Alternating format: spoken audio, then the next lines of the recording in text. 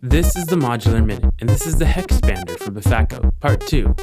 In the last video on this module, we explained that the biggest advantage to the Hexpander are the auxiliary buses. So what exactly is an auxiliary bus? Often abbreviated to aux-send, these are separate individual outputs with their own mix of inputs. They are useful for many reasons. On traditional sound consoles, you might use them to create a foldback send for artists to hear themselves. But a more common use case as a synth mixer is to send them to effects or other processing. The Hexpander has 3 auxiliary sends. Each column of knobs corresponds to the 6 inputs on the hex mix. Each row corresponds to the level of said input into the 3 different auxiliary buses. When the knob for a send is raised, the level of that input is sent to that bus. The exceptionally useful part of the Hexpander is that it provides return inputs for the auxiliary sends, so you don't have to sacrifice another input to hear your processing. Let's exemplify this use. In input 1 of the hex mix is a short synth line.